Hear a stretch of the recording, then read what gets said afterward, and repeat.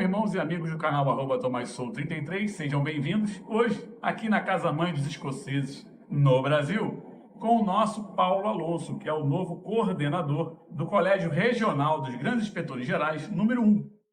Paulo, se apresenta e fala sobre o nosso convidado hoje, o nosso palestrante. Bom, nós começamos o ano de 2025 aqui no Colégio dos Grandes Inspetores Gerais com uma satisfação muito grande e recebemos o ministro Alexandre de Souza Agra Belmonte, que é ministro do Tribunal Superior do Trabalho.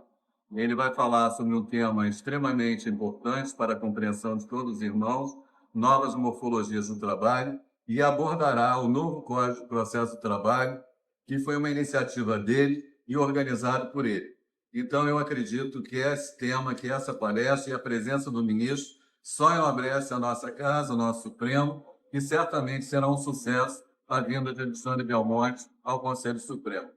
Muito obrigado. Então, meus irmãos, já traremos fotos, a cobertura do evento. Espero que gostem. Vem conosco.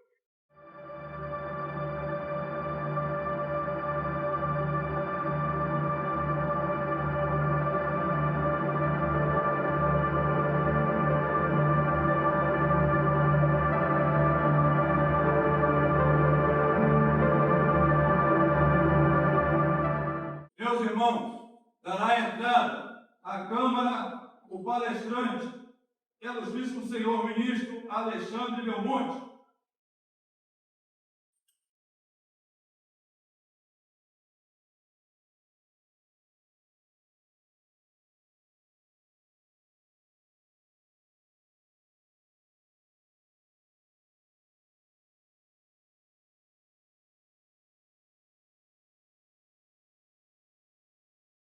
O coordenador do Colégio de Grandes Inspetores Gerais, irmão Paulo Alonso.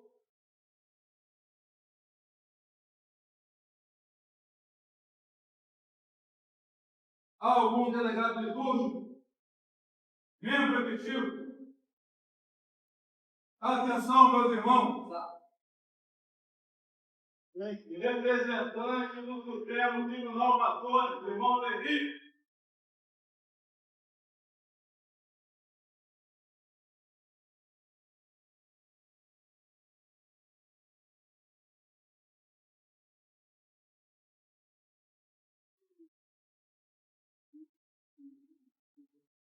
O soberano grande comendador, acompanhado do Santo Império. Sim.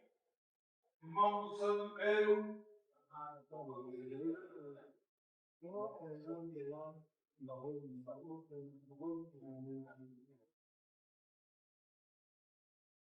Meus irmãos, o soberano grande comendador, doutor Antônio Carlos Barbosa Ramos.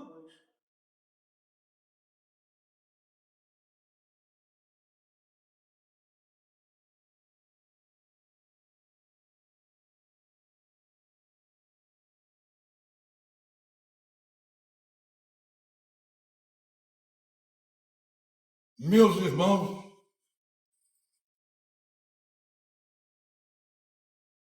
os nossos agradecimentos pela presença nesse dia de uma sessão especial da maçonaria. Esse dia que o Supremo Conselho do Brasil, mãe dos graus filosóficos escoceses no Brasil, tem a honra de receber nosso irmão Belmonte. Dito isso, nós abrimos com as comemorações do Dia do Trabalho. E antecipadamente, movido pelo momento, já agradecemos a forma urbana com que Vossa Excelência chega ao Supremo Conselho. Aqui estão reunidos o Comando Nacional da Maçonaria Brasileira. São os irmãos do grau 33. Cada um desses irmãos eles são responsáveis diretos por uma gama enorme de outros irmãos. Daí porque reforço o meu agradecimento à presença de todos. Sei de vossos afazeres, mas isso é de suma importância, principalmente nesse momento difícil que o mundo está atravessando. Então, soberano irmão, grande mestre de cerimonial, o reitor, nosso irmão Paulo Afonso, para que dirija os trabalhos do Colégio dos Grandes Inspetores Gerais, grau 33, de acordo com a programação que Vossa Excelência nos propôs. Muito obrigado pela sua presença. Muito obrigado. Sentemo-nos, meus irmãos.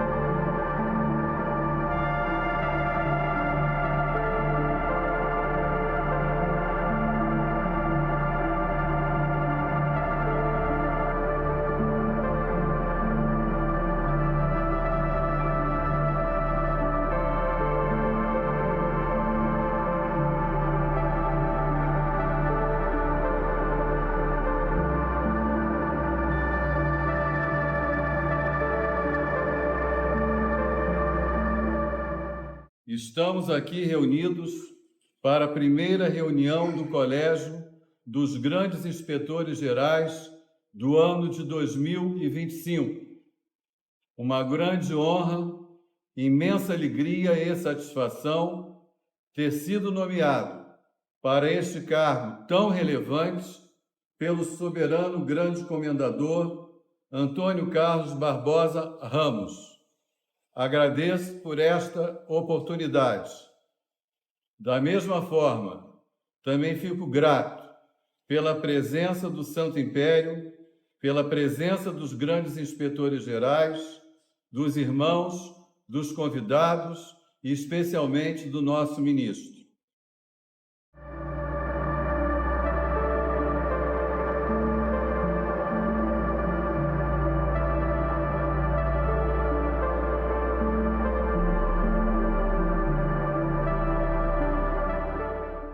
Professor e reitor Paulo Alonso, senhores convidados, atravessamos um momento muito peculiar e grave no nosso país. Um momento em que as instituições não se respeitam. O legislativo não respeita o judiciário não respeita o legislativo, o judiciário não respeita na sua hierarquia, tanto de baixo para cima como de cima para baixo, as suas câmaras, as suas turmas, os seus tribunais. Os juízes de primeiro grau não respeitam as decisões dos tribunais de segundo grau, como também não respeitam as decisões do Tribunal Superior.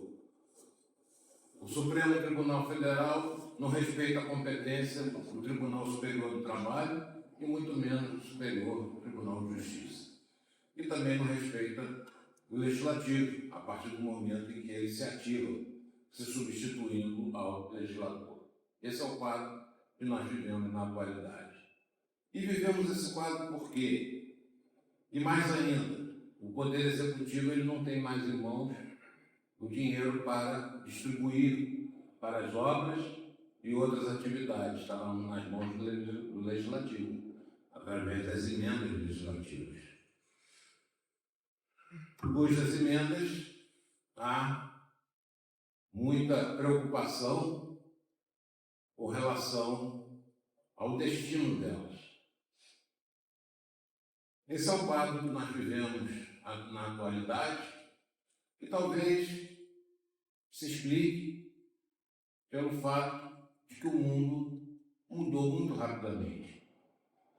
Nós estamos atravessando uma revolução tecnológica sem precedente, em que do dia para a noite nós entramos em contato com situações nunca antes imaginadas. E estamos nos acostumando com isso de uma maneira muito rápida. Nós dormimos nos Flintstones e acordamos nos Jetsons. Nós estamos diante de um mundo novo. E para traçar um quadro, que eu acho que é bastante importante, é preciso que nós nos situemos, ainda que em termos históricos, a história não seja uma continuidade, a história é feita das circunstâncias de determinados momentos, de enquadramentos, mas a gente precisa de vez em quando olhar para o passado para poder entender o presente e poder pensar no futuro.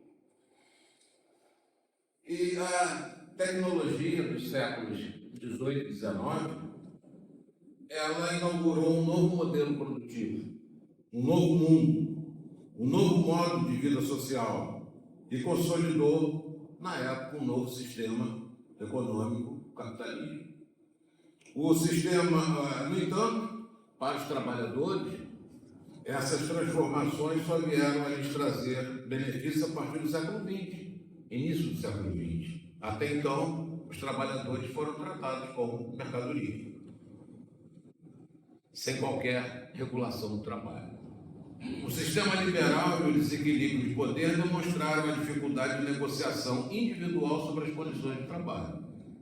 Mas a realidade fez ver a importância dos sindicatos no diálogo social, a força das greves como meio de pressão por melhores condições de trabalho e o risco para a humanidade da desigualdade social.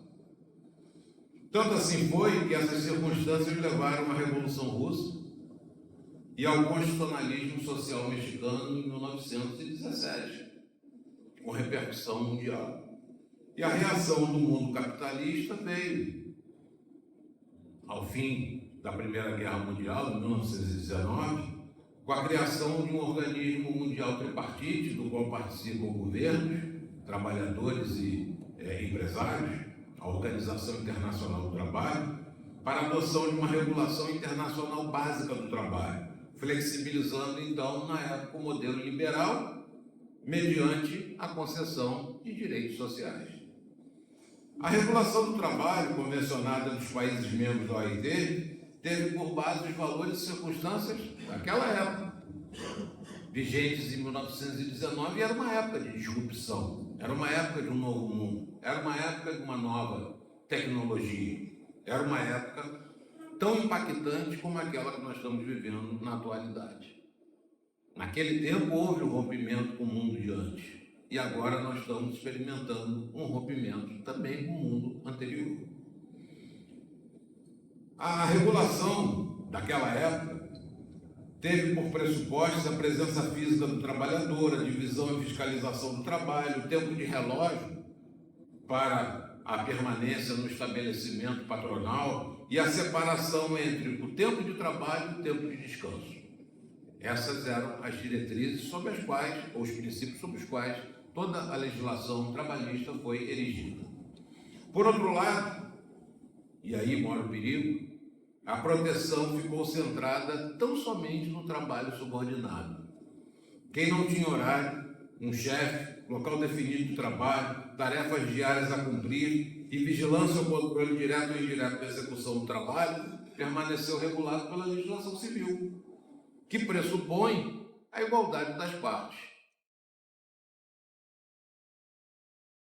Mas será que esse trabalhador, dito autônomo, ele tem essas condições para negociar o seu trabalho com os mega empresários de hoje em dia?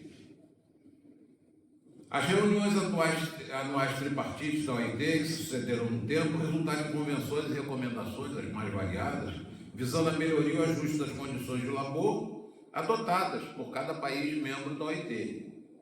O legado da Segunda Guerra Mundial expôs a necessidade de resguardar a dignidade da pessoa humana. A relevância do Tratado de Filadélfia, a integração do OIT como departamento da ONU, demonstrou a importância social e econômica do trabalho digno para o mundo produtivo. Superado o conflito mundial, o estado de bem-estar social prosseguiu, produzindo negociações entre o capital e o trabalho, que também a conquista crescente de direitos trabalhistas legislados ou negociados, mas sempre para o empregado, não para os demais trabalhadores. Ocorre que nos anos 1970 sobreveio a crise do petróleo num mundo que já então dava sinais de resistência às crescentes reivindicações trabalhistas. A crise econômica provocou recessão e fez com que as empresas buscassem meios de redução de custos produtivos. Para reduzir custos, países de primeiro mundo investiram em ciência, tecnologia e inovação.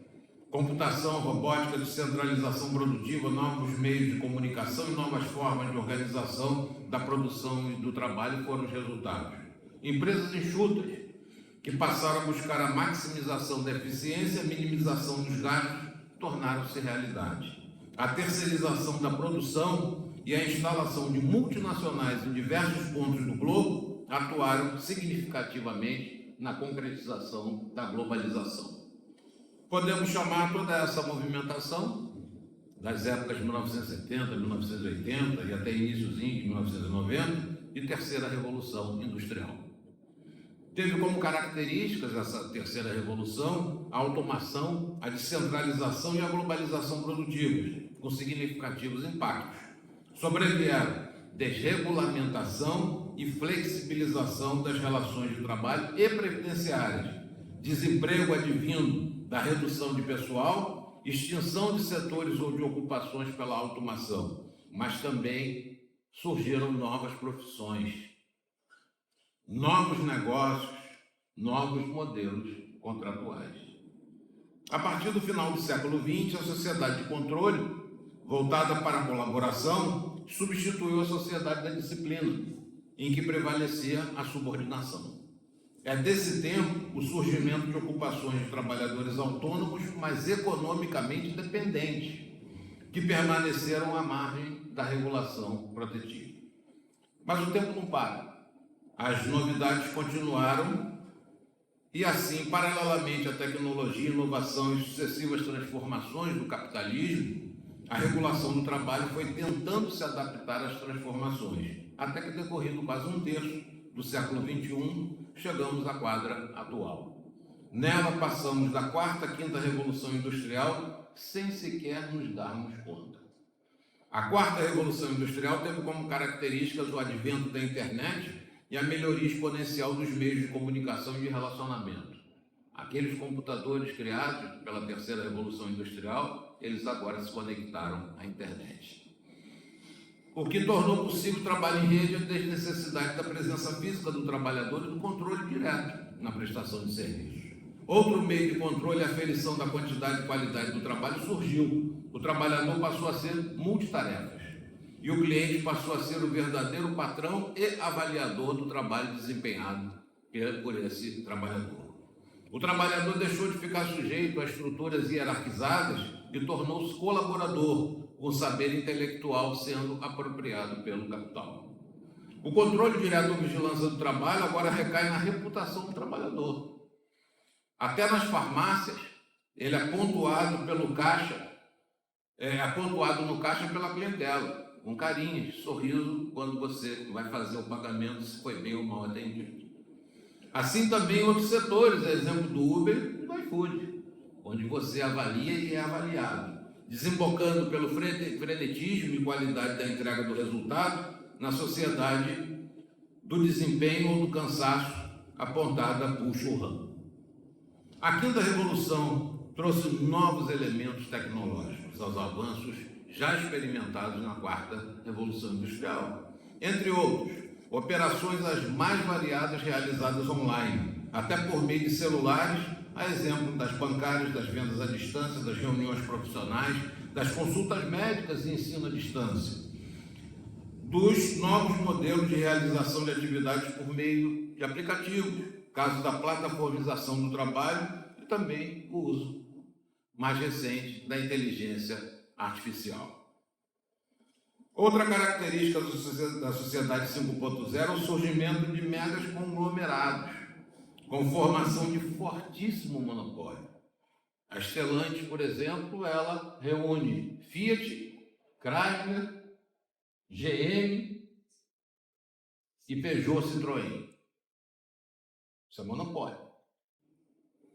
Recrudescimento da competição internacional do mercado face aos avanços tecnológicos da globalização e a precariedade dos novos produtos, diante da volatilidade do interesse popular por novidades, o que proporciona uma constante renovação do que é oferecido pelo mercado. Zygmunt Bauman fala exatamente da sociedade líquida. Enfim, esse conjunto de transformações resultou em novos modelos e métodos empresariais, em novas conformações de mercado, em novas morfologias de trabalho e na sobreposição da livre iniciativa frente ao trabalho, auxiliada pela aplicação da teoria econômica do direito nas decisões administrativas, legislativas e judiciais, sempre embasada essa teoria na busca da otimização. Como se a justiça ela tivesse que se conformar ao aspecto econômico. Segundo o professor Fernando Fita, espanhol, ocupações com alta exposição à automação e alta complementaridade humana necessitam de trabalhadores para as tarefas e tomadas de decisões, caso dos cirurgiões, advogados, juízes, que desempenham trabalhos cognitivos que implicam em alto grau de responsabilidade e de interação pessoal.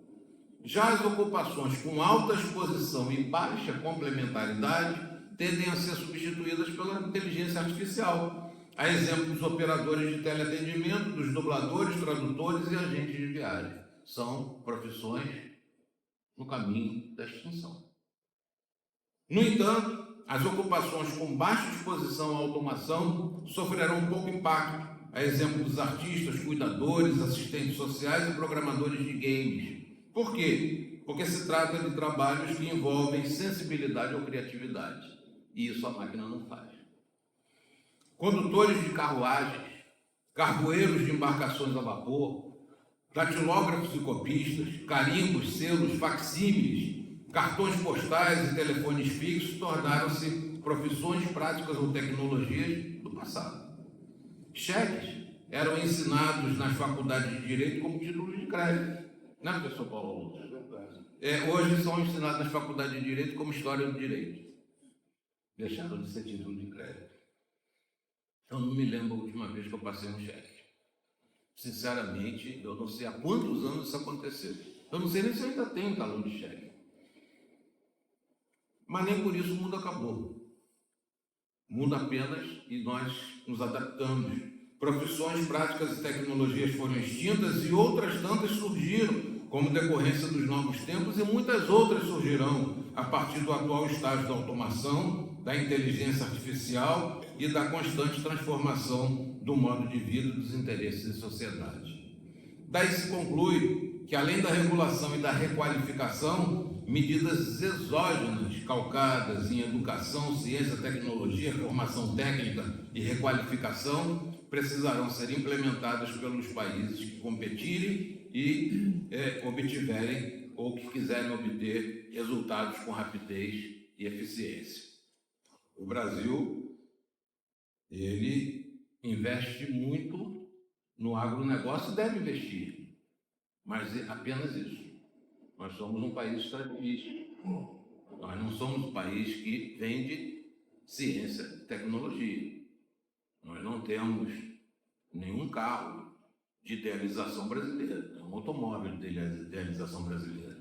Nós temos aviões que são montados aqui, como os automóveis também são montados aqui. Mas nós não temos royalties de automóveis para colocá-los em produção, em montagem por multinacionais em outros países. Ou seja, nós somos os países onde os outros países usam para que esses automóveis sejam montados, e o lucro indo para a fábrica. Portanto, a morfologia do trabalho mudou e está a provocar uma disrupção tão grande ou maior do que ocorrida no passado, na primeira Revolução Industrial, em que o ser humano dormiu num mundo e acordou em outro. A morfologia do trabalho de agora conta com premissas, valores e conceitos advindos de uma nova realidade com a qual a legislação não contava. O trabalhador permanece sendo a parte frágil na relação de trabalho, e isso não mudou. Mas quem é hoje em dia o trabalhador fragilizado? Como medir os diversos graus de fragilidade? Quem é o vilão e de que proteção os diversos tipos de trabalhadores necessitam? Ninguém discute que o consumidor é insuficiente. O consumidor pode ser rico, pode ser pobre, pode ser remediado, pouco importa, ele é insuficiente. Suárez Batista, com a sua lancha de 80 pés, ele ficar à deriva no meio do mar, uma lancha que ele acabou de adquirir, ele vai conseguir, no juízo, dano moral, pela situação aflitiva pela qual ele vai passar no meio do mar com receio de naufragar.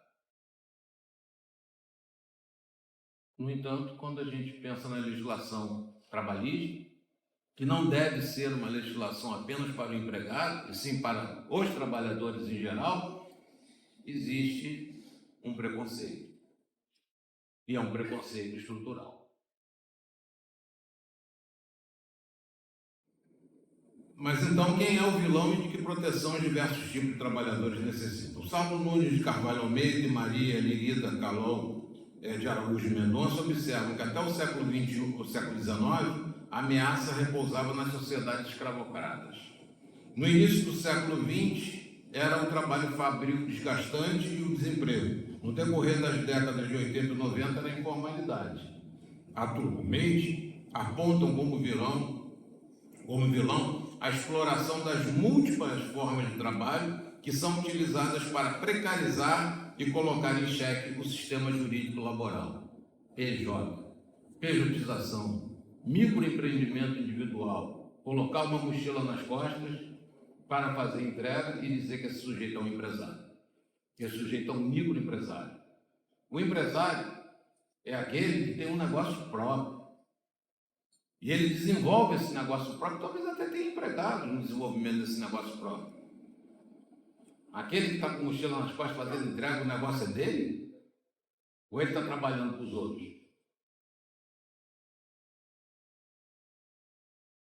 O motorista de Uber, ele tem um negócio? Ou o negócio é da plataforma de Uber, que não precisa sequer comprar o carro, usa o carro dos outros e também não quer nem pagar o seguro. A sociedade líquida de consumo, então a exploração das múltiplas formas de trabalho são utilizadas, evidentemente, para precarizar. É a prestação de serviço, onde você tem, no entanto, trabalho subordinado, com horário, com outras situações mais. É o contrato por escrito, que diz coisa diferente da realidade, prevalece o que está escrito, não a realidade. Não é Castor de Andrade? A sociedade líquida de consumo, vislumbrada por Bauman, a computação, a rede, a telemática, a inteligência artificial, a relação direta do trabalhador com o consumidor intermediada por plataformas, o trabalho à distância, os mercados globais, a multiterceirização, a fragmentação do coletivo e dependência econômica do trabalhador são as circunstâncias atuais do mundo do trabalho. E, portanto, a legislação ela precisa se ajustar a essas características. Não estamos mais em 1919. Nós estamos num outro patamar da história. E estamos utilizando uma legislação do passado para prever o presente e o futuro. A reestruturação produtiva envolve novas tecnologias e modelos de mercado, processos de organização de pessoas e processos produtivos que não se limitam ao teletrabalho e à plataformização. Todo mundo fala teletrabalho, trabalho por plataformas ou aplicativos, inteligência artificial, que esses são os problemas de agora. Não são, não. Também são, mas não são apenas. Vou dar exemplos aqui do que passa despercebido pela gente. A coisa acontece e nós não percebemos. No setor artístico, os contratos por prazo indeterminado celebrados e vigentes há anos com antigos atores, atrizes, diretores e roteiristas de TV aberta foram rompidos ou substituídos por contratos por obra certa. Maite Proença foi despedida, não sei quem mais foi, todo mundo sabe disso. O vilão foi a competição com o streaming, que produz em menos tempo, com variedade e baixo custo, e ainda oferece, além de produtos gravados, alguns programas ao vivo.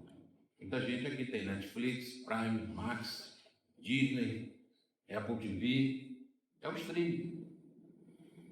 O mesmo streaming, a que eu me referi agora, ele pôs fim às locadoras de vídeo e aos empregos relacionados a essas locadoras de vídeo. Grandes empresas como Blockbuster, que por sua vez haviam engolido as pequenas, terminaram sendo engolidas pelo streaming. Trens, metrôs e carros autônomos, drones e carros voadores, robôs tradicionais e humanoides substitutivos de trabalhadores em atividades insalubres ou perigosas já são realidade. Booking, Airbnb, Waze, Google Maps, locadoras online de automóveis e mídias de relacionamento já substituíram os agentes de viagem. Hoje em dia qualquer um pode fazer uma viagem para qualquer lugar sem um mapa 4 rodas. Cruzeiros marítimos, cada vez com maior número de passageiros, oferecem num só lugar, num só ambiente, viagem, hospedagem, paisagem, cassino, teatro, cinema, piscina, jogos, quadras de beach tênis, restaurantes e passeios nos aportos internos. São resorts marítimos ou fluviais. A multiplicidade de atividades nesses resorts ambulantes e a peculiaridade da navegação em águas nacionais e internacionais proporcionam questionamentos sobre categoria profissional e qual a lei material e processual aplicável ao trabalhador. Nós temos, às vezes, o cruzeiro marítimo com 3.000 trabalhadores. Um trabalha no cassino, o outro trabalha na loja de conveniência, o outro é camareiro, o outro trabalha como operador, marinheiro, e vai por aí fora. Como é que nós vamos administrar tudo isso se nós formos aplicar uma legislação pertinente a cada categoria profissional? Todo mundo quer ter a sua norma. O advogado quer ter a sua norma, o seu direito na categoria profissional, o engenheiro quer ter o seu, o arquiteto quer ter o seu. Isso é uma bagunça. Não dá para administrar um país dessa maneira. Imagina um cruzeiro marítimo, com cada um querendo aplicar sua própria lei. Tudo isso impacta o modo de produzir e os modelos contratuais. Houve tempo em que os músicos eram empregados das gravadoras e tinham que apresentar um disco por ano. Isso aconteceu com Gilberto Gil, com Chico Buarque, com Caetano Veloso. Houve tempo em que se tornaram independentes. Houve tempo em que passaram a viver de direitos autorais, abandonando os shows. Ninguém dava mais show. Nos dias de hoje, os artistas que já estavam aposentados voltaram à estrada. No outro dia eu fui ver Styling Six. Não sei se vocês lembram dos Styling Six. Os artistas que já estavam aposentados voltaram à estrada, fazem shows ao vivo pelo mundo inteiro, porque a internet liquidou com os direitos autorais e agora dependem esses artistas da arrecadação de shows. Está aí o Gilberto Gil fazendo show pelo Brasil inteiro, como fez agora há pouco tempo também o Caetano Veloso, como fez antes o Chico Buarque. É um mundo em constante transformação. Quanto ao teletrabalho e novas formas de comunicação, tem levantado questões sobre conexão permanente ou hiperconexão, danos à saúde ocular, assédio, estresse, invasão de privacidade e doenças físicas e mentais. Então vejam, tudo isso a que eu me referi aconteceu sem que a gente percebesse. Então não é inteligência artificial, teletrabalho, os apps, plataformas, que isso devem ser a nossa única preocupação. Tudo isso está acontecendo debaixo dos olhos da gente. E às vezes não percebemos a transformação pela qual o mundo está passando. Lá do outro, a desnecessidade de deslocamento diário para o local de trabalho, pela possibilidade de realização parcial ou total do trabalho à distância e aumento do tempo líquido do trabalho, tem gerado questões mundiais como redução das horas de trabalho. E no Brasil está se discutindo aí entre 6x1, 4x3. A inteligência artificial, por sua vez, tem aplicação geral e é alimentada, inclusive, pelo Big Data, como resultado das atividades capturadas dos seres humanos.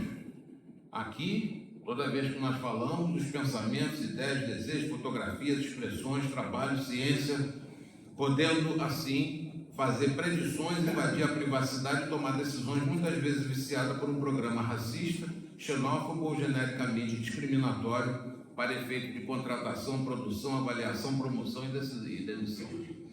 Decisões, nas palavras de Harari, tomadas pela máquina, mas não na qualidade de máquina, e sim na qualidade de agente, porque decide. Na prestação de serviços, vendas e entregas, os elos tendem a plataformizar as atividades econômicas, colocando em contato direto a oferta e a procura. Em superação à perspectiva binária de capital e trabalho, surge uma categoria de trabalhadores que não aceita a subordinação clássica, porque querem fazer o próprio horário e repudiam se submeter a ordens diretas.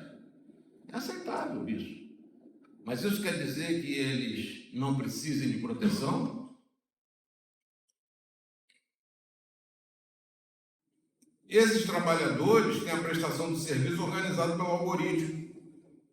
É o algoritmo, quando a gente procura o Uber aqui, no celular, que contrata, dirige, avalia, promove e despede. Mas eles estão sem qualquer tipo de regulação, o que é ruim para a gente. Porque nós, daqui a pouco tempo, nós vamos depender de Uber. Táxi vai acabar. E se eles quiserem fazer greve, nós vamos ficar sem transporte.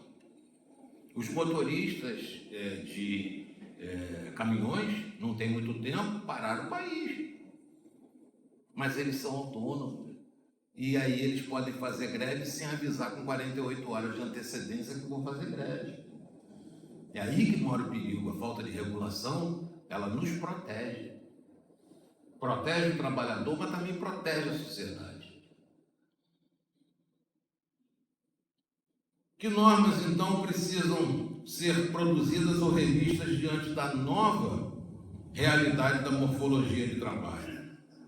A regulação trabalhista precisa dialogar com as características dos dias atuais, passando a enxergar um modelo de regulação capaz de estimular, reprimir ou impor ajustes à reestruturação produtiva e suas consequências, capaz de investir, tal como ocorre com as microempresas, nas diferenças entre pequenas, médias e grandes empresas, capaz de tributar pelo lucro e não pela folha, capaz de perceber quais trabalhadores precisam de proteção e de que tipo, capaz de estimular, diante do crescimento do individualismo, o diálogo entre as categorias econômica e profissional. Na Europa, por enquanto, a reação trabalhista às tecnologias tem desembocado na regulação dos impactos da inteligência artificial, do teletrabalho, da plataformização digital e na revisão do conceito de subordinação.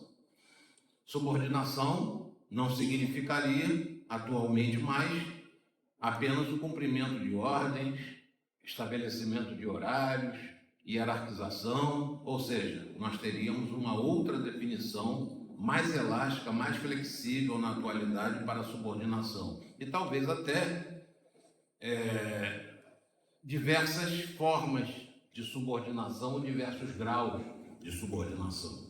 No Brasil, a Constituição Federal impõe regras de proteção e automação aos trabalhadores, exceto quanto à proteção de dados. Mas exceto quanto à proteção de dados, ainda não se tem resposta legislativa à regulação dos impactos causados pela computação, pelos aplicativos, pela inteligência artificial e pela robótica nos modelos contratuais.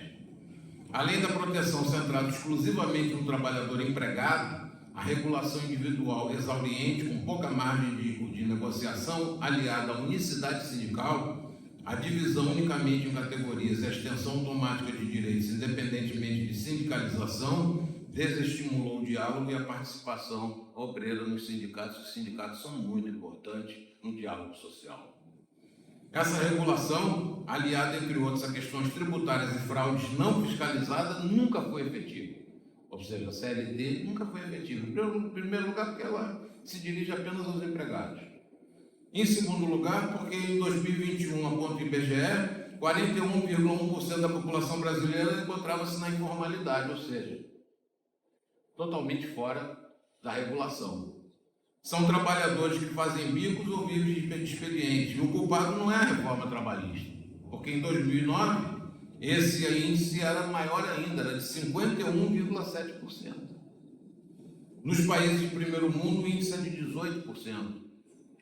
É certo, no entanto, que os países de primeiro mundo conseguem cumprir melhor a legislação trabalhista do que os países de terceiro mundo. Tudo isso demonstra que a legislação trabalhista brasileira ainda se encontra comprometida, tanto com o ambiente e circunstâncias que nortearam a criação do direito do trabalho, como com a proteção centrada unicamente no trabalhador subordinado, o que provoca uma crise de efetividade social. Mas nem por isso caberia ao Supremo Tribunal Federal se substituir ao legislador, invadir a competência da Justiça do Trabalho ou entender que o enquadramento da legislação trabalhista seria uma opção. Não é uma opção, é um fato. Um fato diante dos requisitos da relação de emprego. Relembrando Supior, a subordinação com a qual se procurou definir o trabalho assalariado e a necessidade de proteção hoje já não fornece um critério capaz de abranger as múltiplas situações de trabalho pessoal. Há um contingente enorme de zonas cinzentas, zona gris, e de trabalhadores desprotegidos, trabalhadores em plataformas digitais, agentes distribuidores e representantes comerciais, pequenos empreiteiros, parceiros comerciais em salões de beleza e transporte de cargas.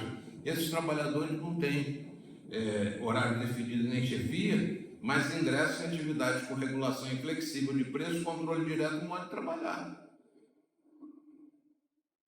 É um motorista de Uber que diz qual é o preço da corrida?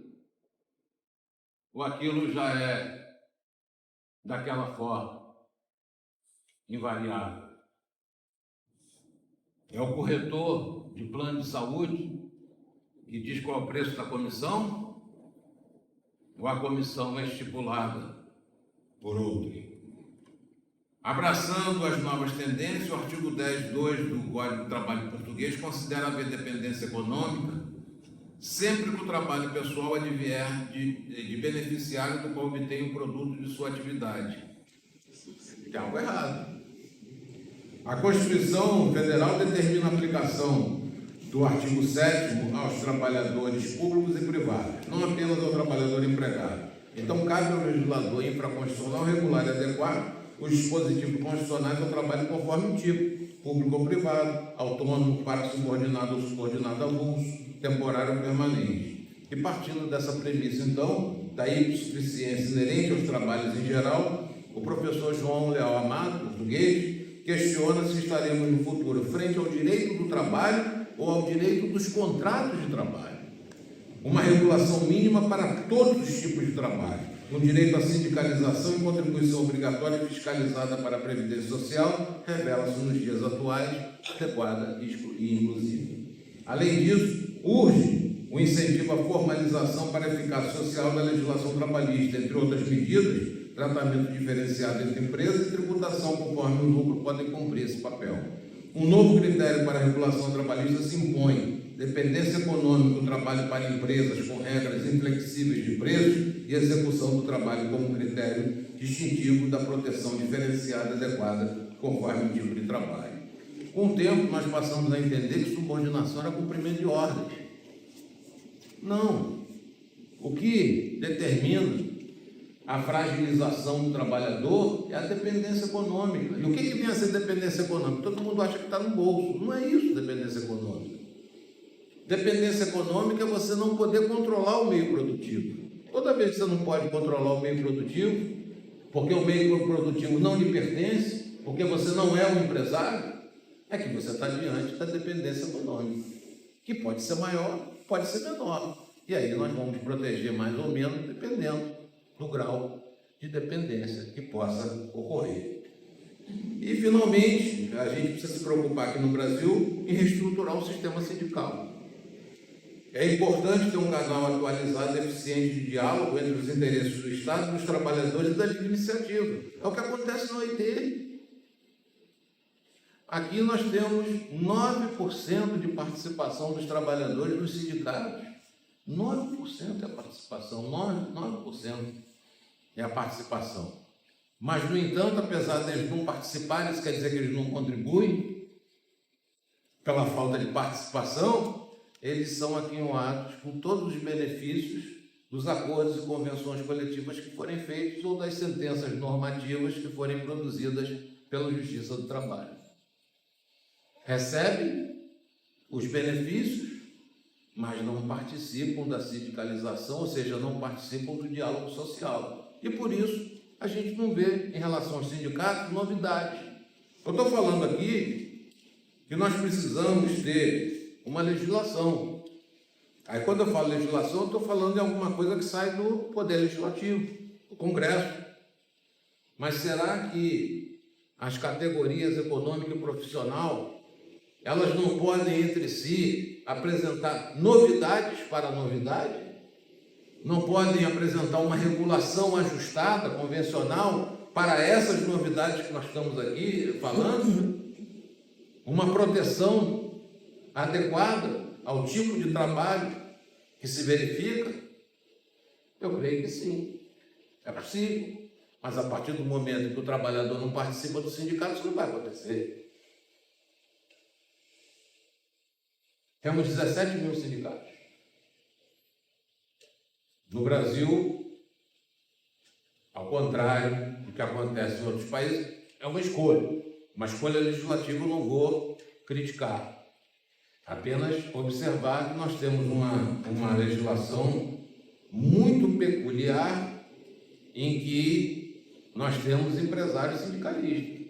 Tanto o trabalhador, ele está inserido nos sindicatos de trabalhadores, como os empresários estão inseridos nos sindicatos de categoria econômica para que eles possam fazer os ajustes correspondentes. Mas enquanto nós tivermos a unicidade sindical, nós vamos ter o paradoxo de ter uma quantidade absurda de sindicatos. A unicidade sindical deveria importar em poucos sindicatos, entre categorias profissional e econômica, mas acontece exatamente o contrário aqui no Brasil. Enfim, nós estamos diante de um modelo ultrapassado, mas isso não significa que o Supremo Tribunal Federal possa, em situações que não correspondem à constitucionalidade, ou seja, que corresponde à relação de emprego, requisitos de relação de emprego, que corresponde a formar ou não formar pessoa jurídica, a terceirizar ou não terceirizar, que o Supremo Tribunal possa, decidindo essas questões que não são constitucionais, invadir a competência da Justiça do Trabalho. Porque assim como invade a competência da Justiça do Trabalho, invade outras competências. E as competências, elas devem ser absolutamente respeitadas entre os poderes e dentro dos poderes, entre as instituições que compõem. Muito obrigado.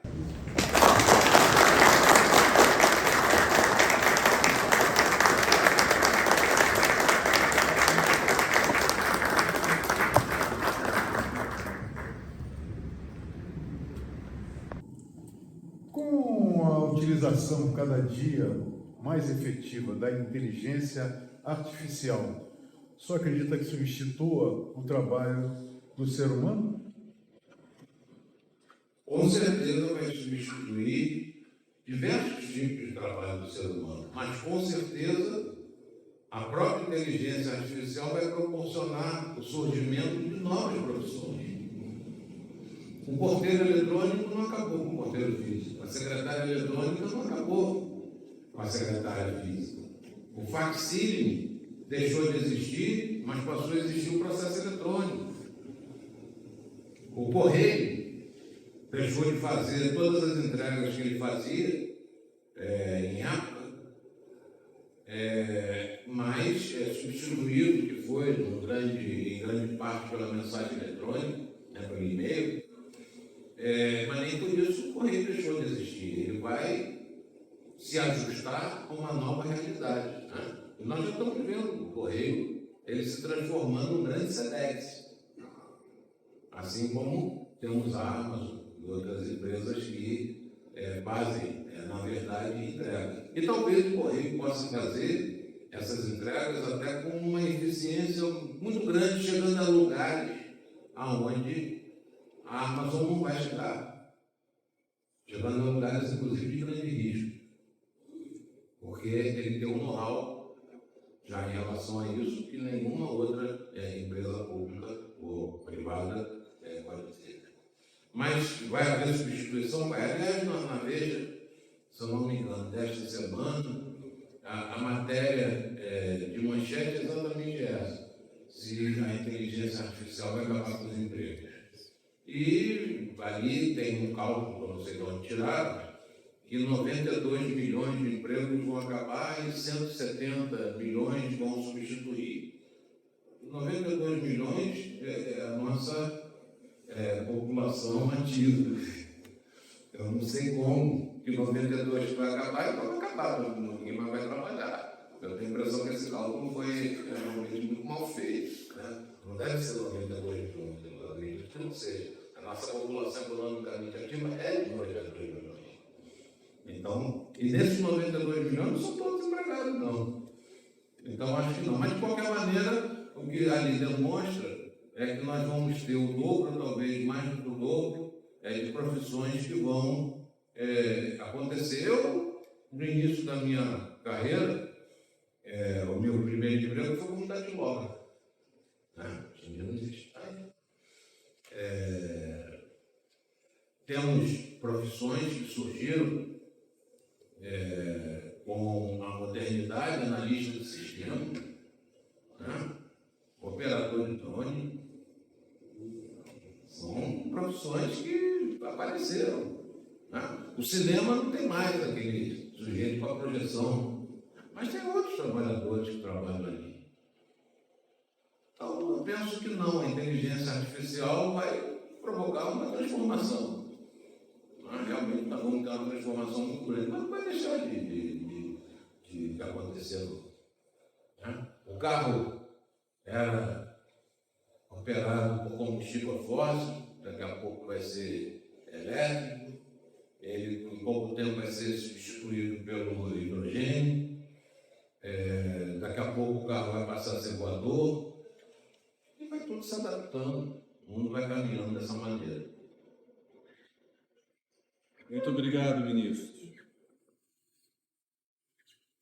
Convido o grande inspetor-geral Sá Barbosa para fazer a sua pergunta.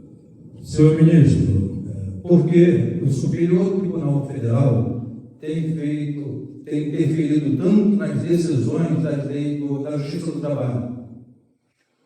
Olha,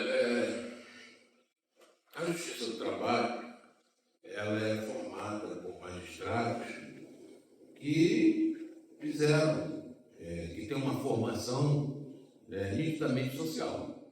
É lógico que esse magistrado ele tem informações econômicas, ele tem, dependendo de onde atua, uma percepção local, se ele for juiz de primeiro grau, uma percepção regional, se ele for desembargador, uma percepção nacional, se ele for ministro. Mas ele tem realmente uma preparação basicamente social. A preparação dele, porque era assim, o mundo mudou. E nós acabamos de ver aqui, várias situações diferentes em relação a isso.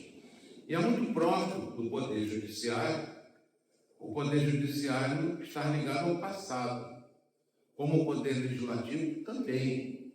A lei, ela não é feita todo dia, ela foi feita um dia. A mesma coisa, a decisão judicial, ela uniformizou, ou a jurisprudência uniformizou uma determinada situação numa determinada época de acordo com certas circunstâncias. Agora, é muito fácil um tribunal, em tese, porque aí eu não vou falar de uma situação que vai em recurso extraordinário, mas um tribunal, em tese, no controle concentrado de constitucionalidade, sem as barreiras daquele processo, e enxergando apenas aquele momento histórico, produziu uma decisão. E aí não seria apenas o Supremo Tribunal Federal. Qualquer ser humano desvinculado de laços anteriores, ele vai produzir alguma coisa que vai ser talvez concernente para aquele tempo, mas ele tem que pensar naquilo que ele está fazendo. Porque a partir do momento que eu começo a reconhecer que que o direito do trabalho é uma opção e que os trabalhadores, que eu posso simplesmente pensar em PJ e outras coisas mais, eu vou quebrar o sistema previdenciário. Porque o sistema previdenciário foi todo montado nessa ideia do trabalhador como fato, e não do trabalhador como opção. Lá atrás, o Supremo Tribunal Federal decidiu que a aposentadoria não rompe contrato de trabalho, contrariamente às decisões do Tribunal Superior do Trabalho da época. Isso é bom? Foi uma decisão em tese. Aí veio a pandemia. Como o trabalhador, atingindo o tempo de aposentadoria voluntária, ele não precisa se aposentar, ele continua na empresa. Principalmente na empresa pública, sociedade comunista, etc. Então ele continua.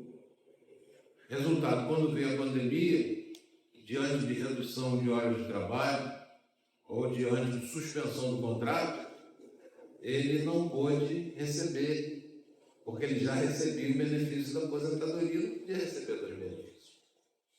Olha o que a decisão provocou, a decisão em tese. Esse é o perigo da decisão em tese. Por outro lado, talvez as decisões da Justiça do Trabalho tenham também se baseado no fato de que é preciso renovar o mercado de trabalho.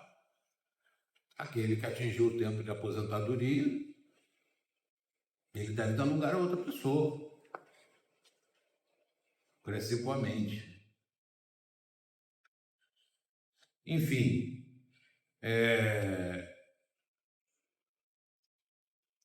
eu penso que o grande problema talvez seja o respeito às competências. O ministro Aires Brito, aposentado, há pouco tempo, lá no Tribunal Superior do Trabalho, ele falou o seguinte: quem entende direito do trabalho é a Justiça do Trabalho, e não o Supremo Tribunal Federal. Lembrando que ele é o ministro do Supremo Tribunal Federal. Saindo do Supremo Tribunal Federal. Isso. Agradeço a Vossa Excelência, ministro Alexandre Belmonte, pelas respostas tão lúcidas e aos grandes inspetores gerais pelas perguntas que lhe foram formuladas.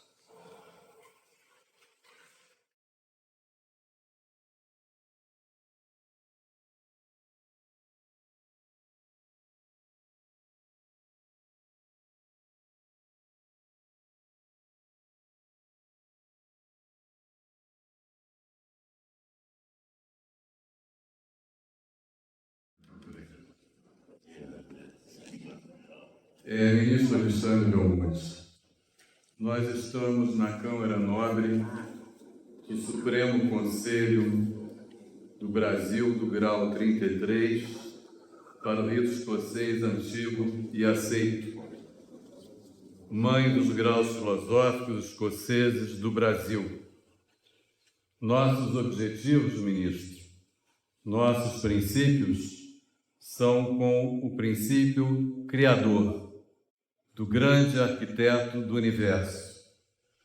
Buscamos permanentemente a investigação constante da verdade, o culto da fraternidade, a obediência à lei e a prática da justiça, o combate à intolerância, o trabalho em prol da ordem, da pátria e da humanidade. Eu falei essas questões, abordei esses tópicos, porque como Vossa Excelência é profano, ou seja, não compõe, não integra a nossa ordem maçônica, eu julguei por bem falar um pouquinho sobre os nossos objetivos. Mas o que eu gostaria mesmo de dizer a Vossa Excelência é da nossa satisfação, da nossa alegria, da nossa honra em receber não apenas um magistrado brilhante, que passou em primeiro lugar no seu concurso para juiz,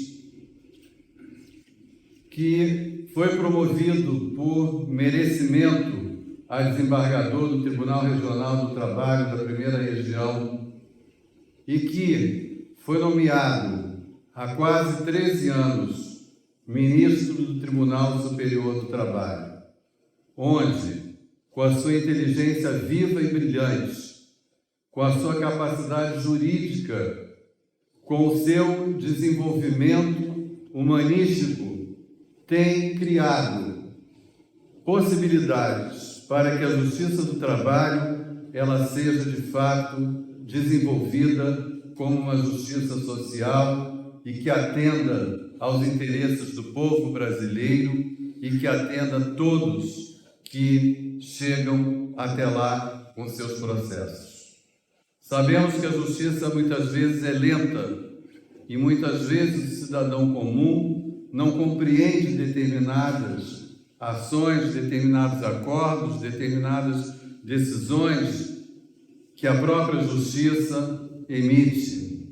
Mas é importante sabermos que no Tribunal Superior do Trabalho existe um ministro carioca que procede com a sua consciência os seus votos, os seus acordos e legisla com total imparcialidade e isenção em prol do cidadão brasileiro. O orador citou aqui um fato bastante interessante e curioso que eu vou ressaltar. A minha amizade com o ministro Alexandre Belmonte é desde o colégio, assim como a minha amizade da sua esposa e a minha também originam do mesmo colégio. Uma foi fazer Direito, que é a Cristina, e a Cláudia, minha mulher, foi fazer Engenharia.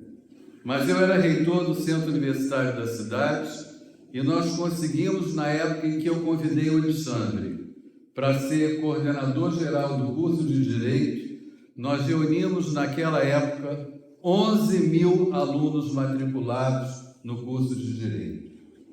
11.000 alunos matriculados no curso de Direito, de um total de quase 39.000 alunos matriculados em todos os cursos dessa universidade. E o Alexandre criou um projeto pedagógico que eu gostaria de ressaltar e de enfatizar, um projeto pedagógico dinâmico, moderno e que atendesse os anseios de todos aqueles alunos que estudaram conosco naquela ocasião. Eu me lembro perfeitamente que eu estava vindo de uma viagem a Cuba, onde eu fui assinar um acordo de cooperação com o Ministério da Educação de Cuba e fui chamado para voltar imediatamente ao Rio, porque no dia seguinte chegava à nossa universidade uma comissão do Ministério da Educação que iria avaliar as condições de oferta do curso de Direito. E lembro que esse curso, repito, com 11 mil alunos, esses 11 mil alunos não estavam matriculados apenas na nossa unidade da Lagoa, na nossa unidade de Ipanema, nem na nossa unidade do centro, mas havia alunos matriculados em Bangu, Campo Grande e outros bairros periféricos da cidade.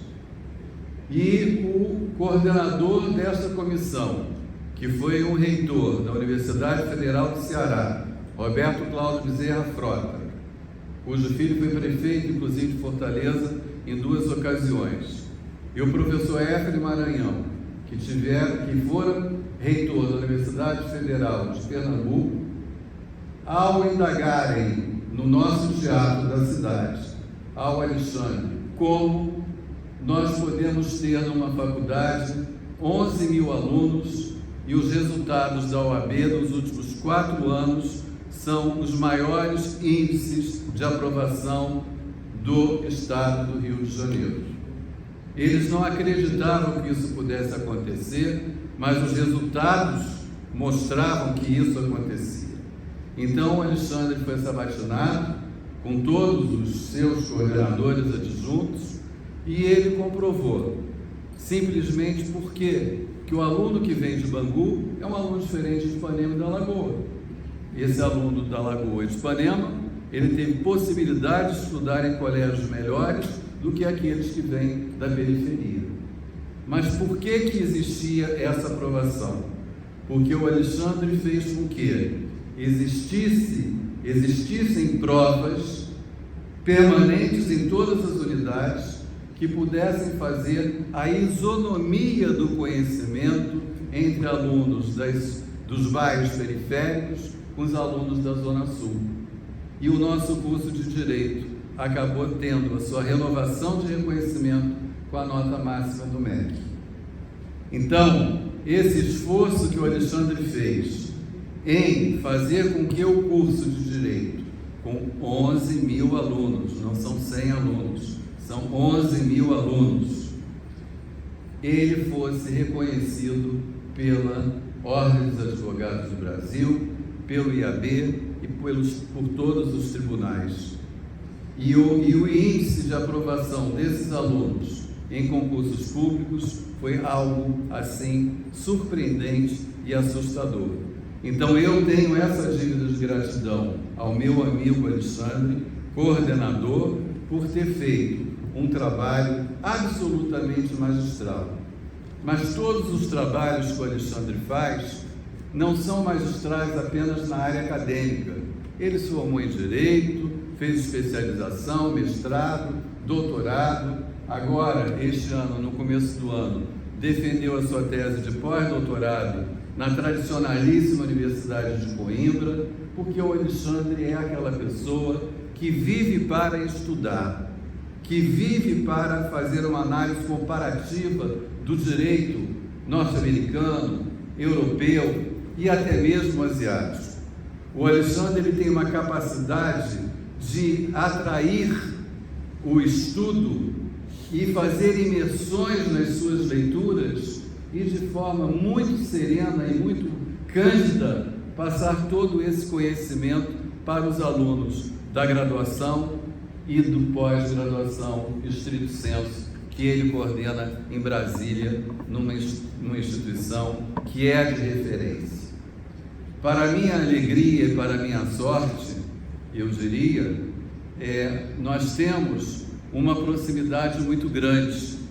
Aliás, no domingo de Páscoa nós estávamos almoçando, comemorando os 2 casais a Páscoa, e nós estamos falando, soberano, justamente deste dia de hoje, das expectativas que ele tinha em de conhecer o nosso templo maçônico, e eu dava algumas palhinhas sobre o trabalho que nós desenvolvemos aqui, buscando sempre a justiça social, a equidade, a tolerância entre as pessoas e tudo mais. Então, eu acredito que a vinda do nosso querido ministro Alexandre Belmonte ao nosso Conselho Supremo ela é extremamente importante, não somente pela belíssima palestra que ele proferiu aqui, quando ele, com lucidez, com brilhantismo, ele falou sobre inteligência artificial, ele falou sobre a revolução tecnológica que vivemos no mundo sem precedentes,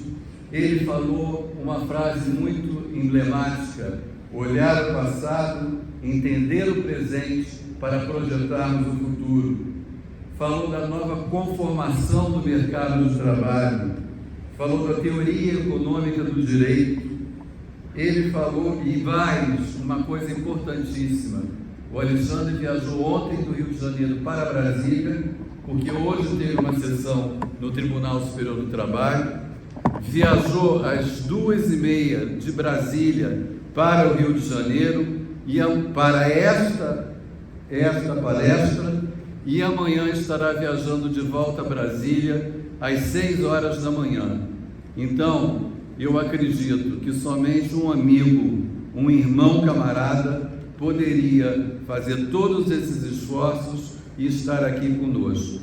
Por isso eu gostaria de pedir uma salva de palmas ao nosso convidado e à minha gratidão.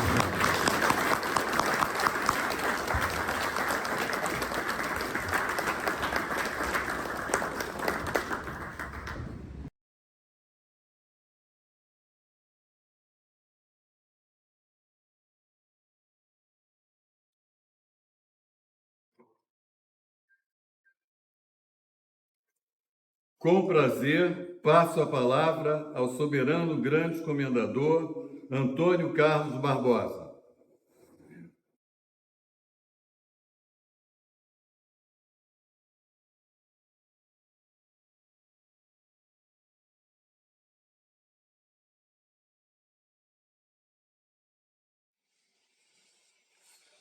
Soberanos, grandes inspetores gerais, membros do Santo Império,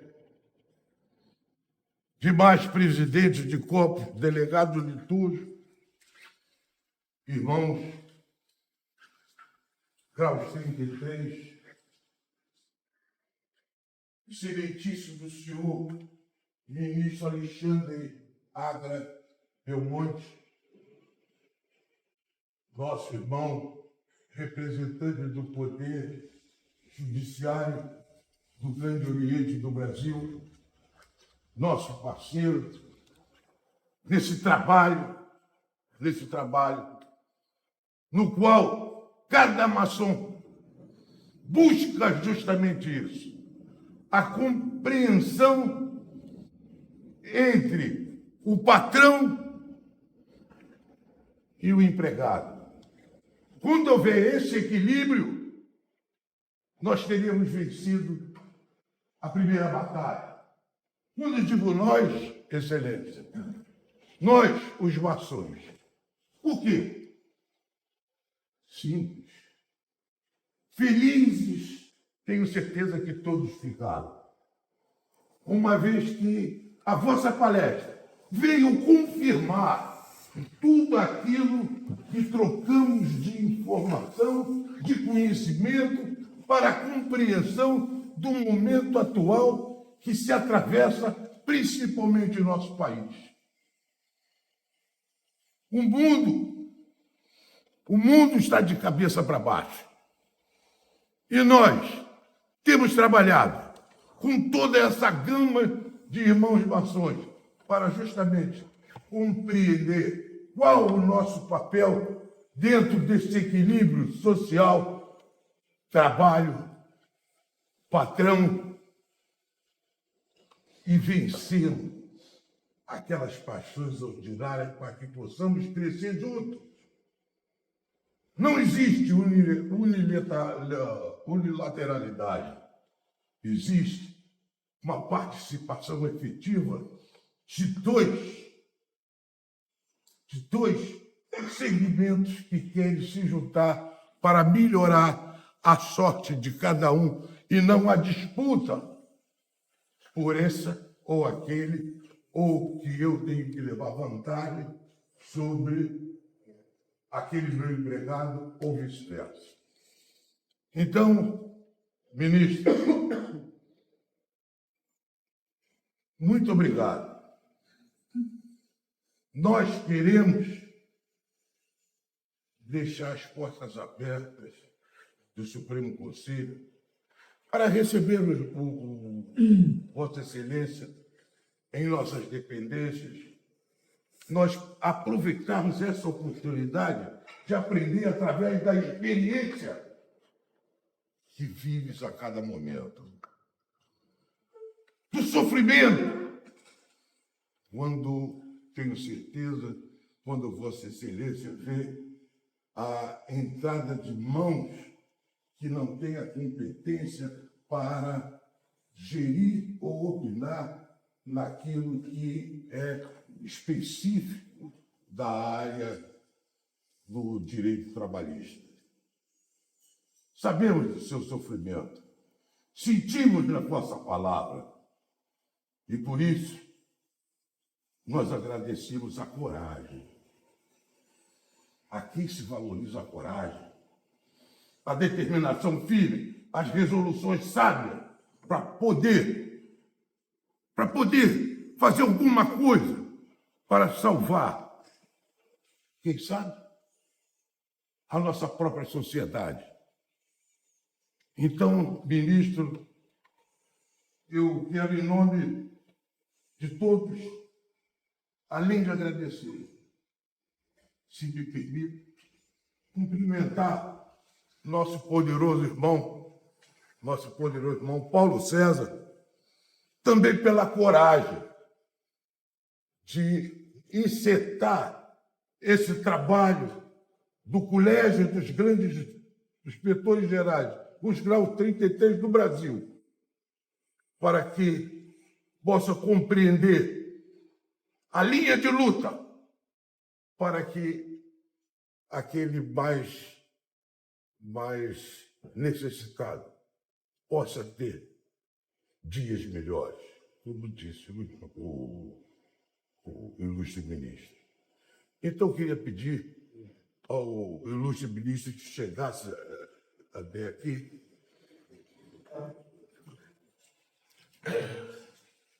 Meu irmão, me permite chamar de irmão. Obrigado. Poder ler.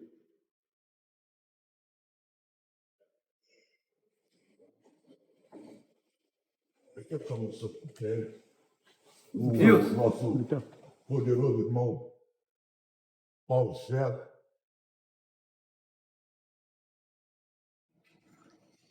como penhor da nossa gratidão, nós vamos dar a nossa pirâmide ao irmão. Por isso eu pedi licença para chamar Vossa Excelência de irmão. Irmão de ação, irmão de intenção, irmão de objetivo. Por favor. Homenagem do Supremo Conselho do Brasil, do grau 33 para o rito escocês antigo e aceito, mãe dos graus filosóficos escoceses no Brasil. O Supremo Conselho do Brasil rende suas mais sinceras homenagens e expressa profunda gratidão pela brilhante palestra proferida, que tanto enriqueceu os trabalhos e fortaleceu o conhecimento de nossos irmãos.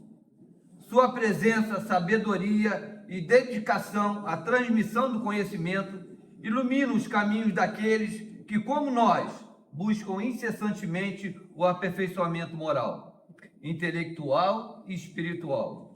Receba esta singela recordação como símbolo do nosso apreço, respeito e reconhecimento, com votos de contínuo sucesso em sua trajetória. Rio de Janeiro, 29 de abril de 2025, Supremo Conselho do Brasil.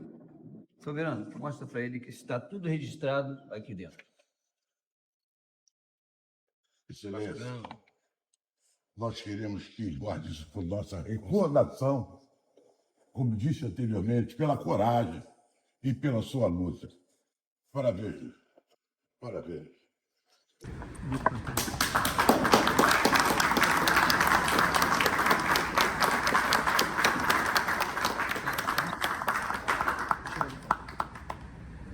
Não, não precisa. Especialmente ao meu querido amigo Paulo César. Obrigado. Meu poderoso irmão. Parabéns. Parabéns. Muito obrigado pela E confiança. obrigado a você Obrigado pela confiança. por tanto brilhantismo. Muito obrigado. Muito obrigado. Vamos lá.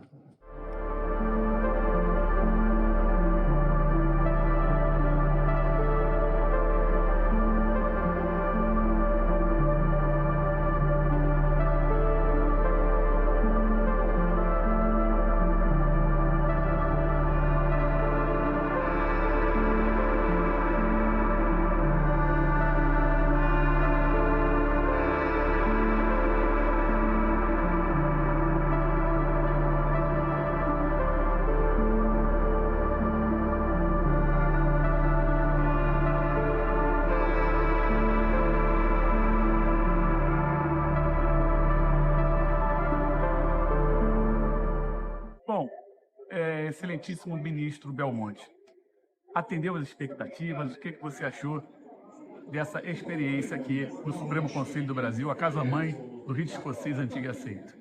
Fiquei muito alegre pela acolhida e pela cerimônia com que foi recebido. Eu penso que a tradição é muito importante e ela faz com que nós nos sintamos mais nobres, independentemente de qualquer cargo que possa ser ocupado. Perfeitamente. O nosso agradecimento e muito obrigado. Obrigado.